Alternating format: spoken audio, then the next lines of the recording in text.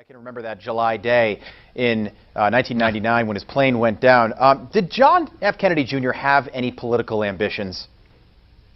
Absolutely, and it took him a long time to get around to it, you know. I think he said he's going to run for the New York Senate seat being vacated by Daniel Patrick Moynihan. Hillary Clinton wanted that seat. It was the seat that was to launch her career, but she was very afraid that John would throw his hat in the ring at the last minute, and indeed that's exactly what he planned to do.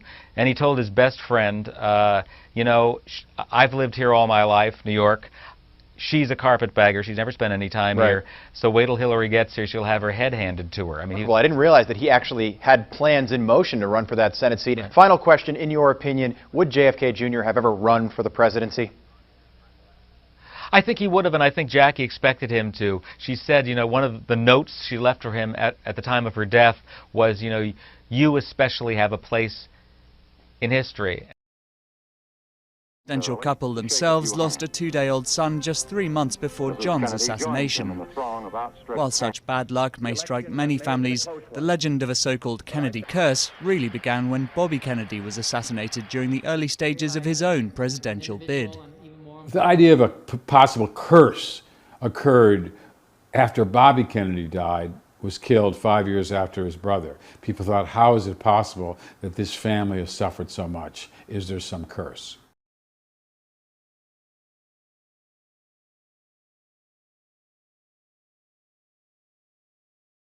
We just want to update viewers on exactly what is going on. Right now we have the FAA, the Air National Guard, and the Coast Guard searching for the plane of John F. Kennedy Jr., a single-engine Piper Saratoga. Continuing coverage of the breaking story, the search for an airplane carrying John F. Kennedy Jr. Who was on board the plane with Kennedy and his wife. An aircraft headrest has also been found 200 yards off the coast. He took off from a New Jersey airport last night, heading eventually for his cousin Rory's wedding at the family compound in Hyannisport, after stopping first in Martha's Vineyard. It was 8:39 p.m. when he took off from the small airport in New Jersey. A little more than an hour later, when the Kennedy plane fails to show up at the Martha's Vineyard airport, relatives call the Coast Guard. Daybreak now, and search planes take to the air.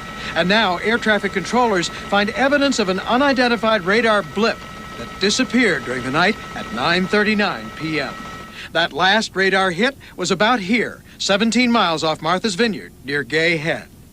At a point where John Kennedy's plane would have been descending into thick, heavy haze and preparing to turn either left or right to set up for the approach to runway 24 from this direction, dictated by prevailing winds. In the thick haze and the turn, could Kennedy have become confused? And this afternoon, the grim finds wreckage washed to within 200 yards of shore off Gay Head. An eyewitness to one find, Chris Urbetta. As it came in, we noticed that it was a piece of luggage, and a friend of mine who we were with pulled it in, and we lifted up a little Velcro name tag, and it turned out to be Lauren Bissett.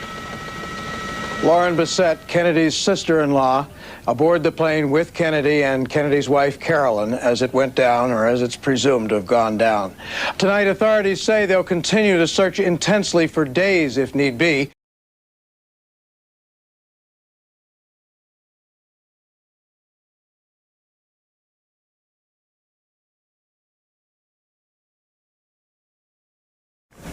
At about 02:15 this morning, Coast Guard Operations Center at Group Woods Hole in Woods Hole, Massachusetts, received a telephone call from a family friend indicating that John F. Kennedy, his wife Carolyn Bissett, and his sister-in-law Lauren Bissett, who had earlier departed from Caldwell Airport in Fairfield, New Jersey, were late in arriving at Martha's Vineyard. It was 8:39 p.m. when he took off from the small airport in New Jersey. A little more than an hour later, when the Kennedy plane fails to show up at the Martha's Vineyard airport.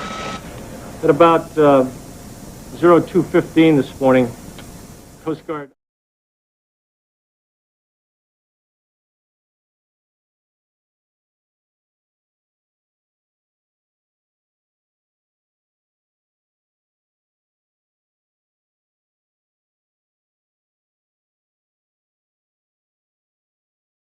And, you know, I actually, when I got home, I said, to my family, I said, somebody's probably going to kill himself in the airplane. I hate to say it, but I mean, just taking off in that with that low visibility over.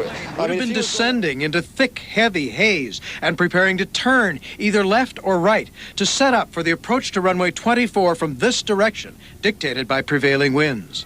In the thick haze and the turn, could Kennedy have become confused? And I've said to people before that your weather can be very dicey off that island up there. From your point of view, what's the haze factor issue for a pilot?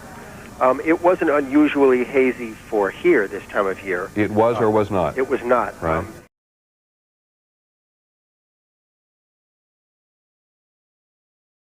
How long it took for the first planes to be out searching, and what were they, and how this search differs from a search of somebody who isn't a celebrity? Well, we treat all searches the same. There is no difference between celebrity or non-celebrity. Our job is for all the citizens of the United States. And I believe it was approximately 3 a.m. local time that we got the information from the FAA that the aircraft was overdue. They had received word from family members.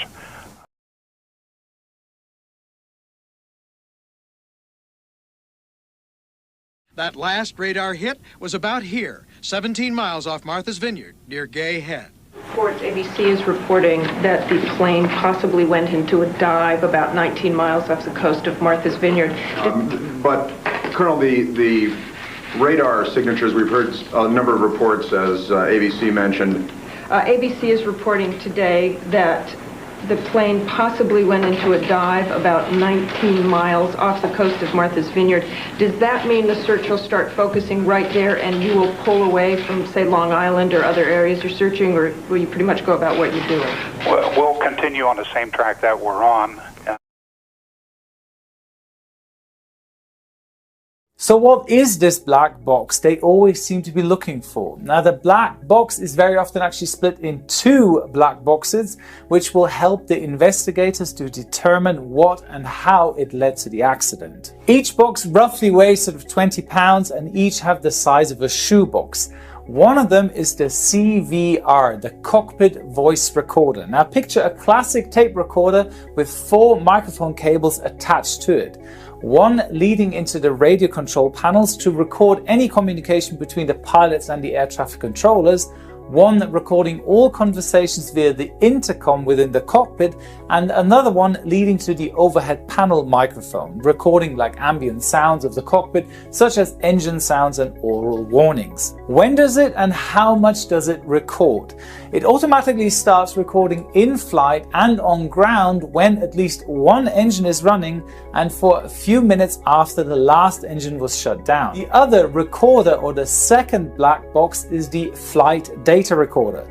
Now, the flight data recorder, also known as the ADR, the accident data recorder, records data at a much larger scale than the CVR. Now, the FAA regulates that the FDR must monitor at least 88 important parameters such as altitude, airspeed, heading, aircraft attitude for a minimum of 25 hours. Nowadays, FDRs made by Honeywell, for instance, can record up to 1,000 in-flight parameters and characteristics such as the flap position, the autopilot modes, weather radar readouts, and much, much more to aid the investigators. Now, this then allows the retrieved data from the FDR to generate a computer-animated video reconstructing the flight before and during the crash, which then can look very similar to this animation. So the combination of the visual part by the FDR and the audio by the CVR enables a realistic picture for investigators. So with the collected data from both recorders, the investigators then determine whether an accident was caused by a pilot error, by an external event such as a wind shear, for example, or an airplane technical failure. Why is it often placed near the tail of the airplane? If you look at airplane crash investigation footage, you very often see the tail cone and the rudder intact compared to the rest of the wreckage. Why is that so? Now, the aft section of the plane is structurally much stronger than other parts of the plane. As the metal panels all come together, needing overall more stringers and framing, which stiffens the tail cone section. Therefore, my German physicist has come up with a great experience using a water bottle to show you the stiffness of the airplane's tail cone. Now, we are imagining that the glass bottle is our airplane, with the bottleneck being the tail cone section of the airplane.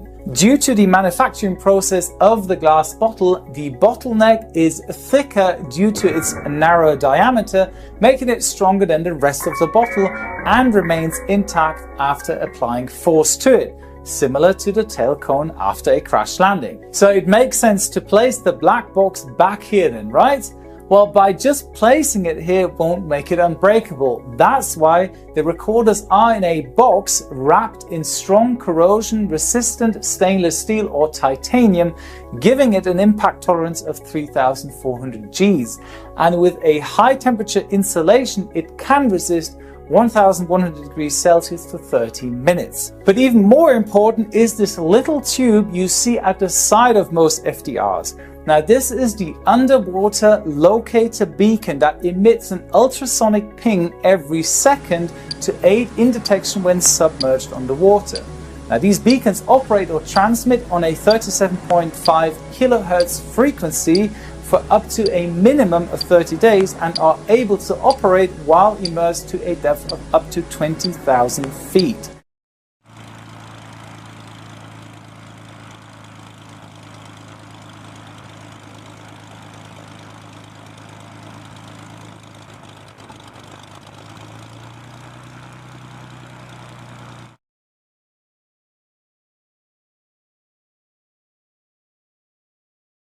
Are you hearing those reports at all about 19 miles off Martha's Vineyard? The radar... I'm sorry, go ahead. The radar indicated that at some point that the plane may have gone into a dive? This radar analysis is part of the NTSB report. It's buried at page 321 of the report, but it's one of the most basic and important pieces of the evidence in any investigation. Any news hound who wanted to could have gotten a look at it. This line shows the tail end of the plane's very gradual descent from 5,500 to 2,200 feet. Kennedy had not yet contacted the tower at this point, and FAA regulations require that you contact the tower before descending below 2,500 feet. So, being the meticulous pilot that he was, John brought the plane back up to 2,500 feet and contacted the tower. We don't know how long that conversation lasted, but if it lasted 1 minute, as soon as it was over, the plane began a catastrophic plunge into the sea. The conclusion seems obvious, doesn't it? It doesn't seem to matter what view you look at, south to north or east to west. It does not appear to be an accidental crash. An engine failure. As a pilot, you're trained on what to do, but still you may not be ready if the time comes. When it happens, a real-world engine out is likely to catch you off guard. You're thinking to yourself, this can't be real, can it?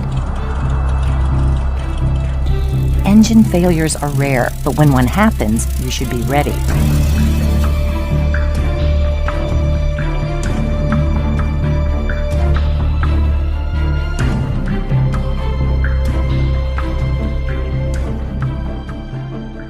Going beyond rote memorization, you should develop a strategy to be spring-loaded for an engine failure in any situation at any altitude. First of all, don't panic. Fly the airplane and pitch and trim for best glide. Don't worry about pinning the speed exactly. Just go to the nearest 5 knots and run a quick mental checklist to keep the airplane under control. Did you do something that caused the engine to quit? Undo it. How high or low are you above the Earth? In this chart, you can see that altitude equals both distance and distance and time equal options. Here are 2 good rules of thumb for most GA aircraft. 1,000 feet gets you 1.5 miles of gliding distance, and multiply your altitude by 2 to figure out how much time you have. In this example with a Cessna 172 and a 9:1 glide ratio, at 4,000 feet, you'll glide about 6 miles and take around 8 minutes to descend. Make sure you and your passengers are buckled in with seatbelts and shoulder harnesses and are bracing for impact. A folded jacket in front of the face and body can soften a forward jolt during landing. Front seat passengers should push their seats back as far as possible.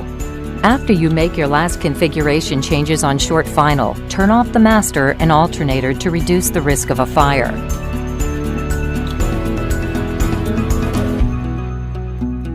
Once the airplane stops, evacuate and make sure everyone is safe.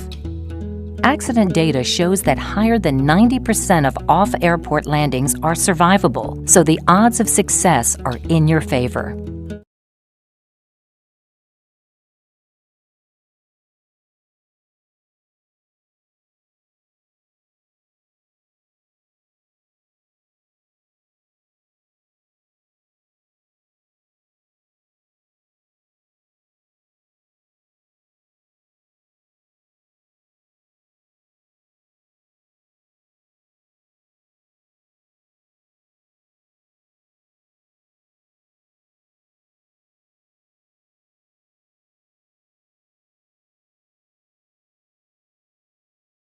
The tower.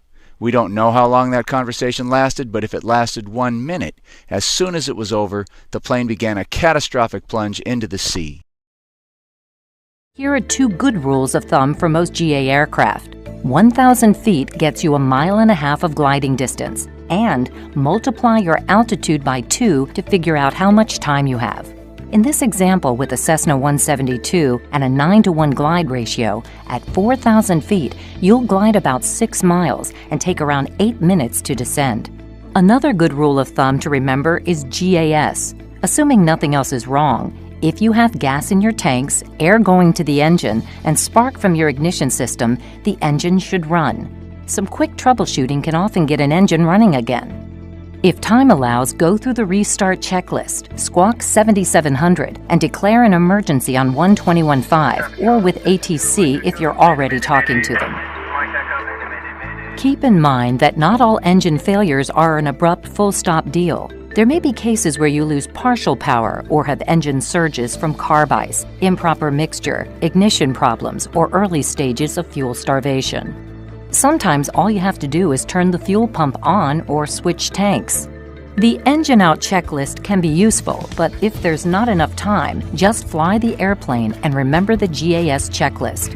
If you've done your troubleshooting and still the engine remains silent, you are now committed to landing. Close the throttle to avoid it suddenly springing to life when you're near the ground. It's okay to be nervous. The bottom line is to focus on landing the airplane safely. If you have enough time and altitude, call up ATC or use your GPS and moving map while scanning ahead, behind, below, and off the sides to find a suitable airport. Slipping on final might be a good alternative, but that means you'll be going faster at touchdown than you would with flaps. Consider dumping the flaps at the last moment to help slow down as much as possible. Make sure you and your passengers are buckled in with seatbelts and shoulder harnesses and are bracing for impact. A folded jacket in front of the face and body can soften a forward jolt during landing. Front seat passengers should push their seats back as far as possible. After you make your last configuration changes on short final, turn off the master and alternator to reduce the risk of a fire.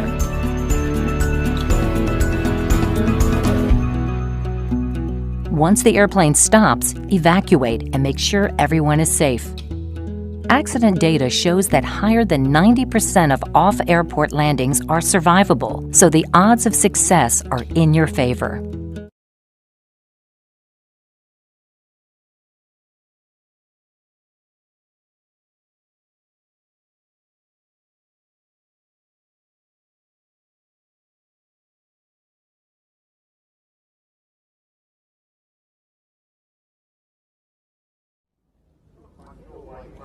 Thunderbird, squawk 7004.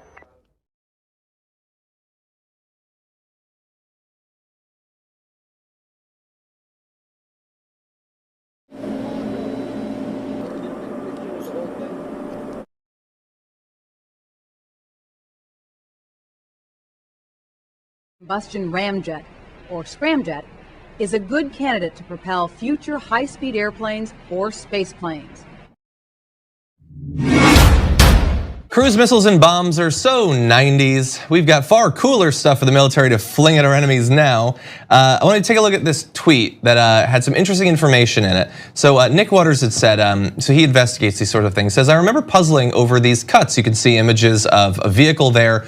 The roof is caved in, but there's also branching off in 4 directions, interesting cuts in the actual metal. And there it was one of the leaders of Al-Qaeda at that point had been killed in this strike. And he says, turns out it was a Hellfire missile with swords attached to it, which sounds ridiculous, but now we know that it is in fact true. Say hello to the R9X. If you take a look at this, you're gonna see it's a missile, almost the size of a man, and blades spring out of it like Wolverine in missile form. And they say that there's no explosive, by the way, so it just hits with obviously blunt force, its weight and all that, but also blades, with the idea being that it will be less likely to damage people other than the target that you're planning to attack. And I'm sorry, I'm still stuck on blades.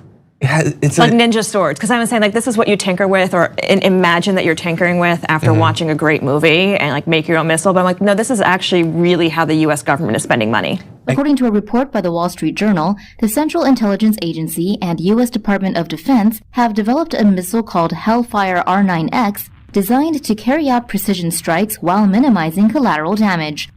The Hellfire R9X missile carries a payload of over 100 pounds of metal and 6 blades that spread before impact instead of an explosive warhead. Other Hellfire models carry explosives and can injure or kill any individual within its blast radius. The journal reports that the Hellfire R9X has been used roughly 6 times in different attacks in Libya, Syria, Iraq, Yemen, and Somalia. The R9X was also used on February 26th of 2017, where it targeted and killed al-Qaeda deputy leader Abu al-Khair al-Masri during an attack in Syria. Photographs show al-Masri's car with a hole in its roof and a broken windshield, but no severe collateral damage in the surrounding area.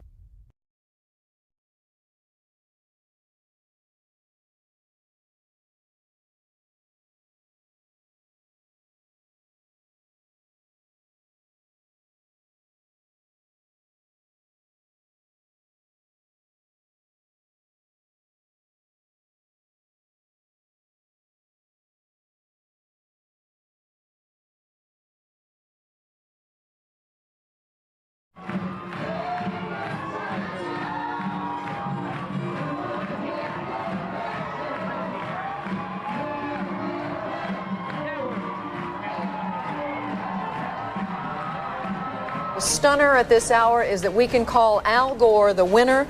Governor Bush is the winner. In the evening, it's going to be a long day ahead.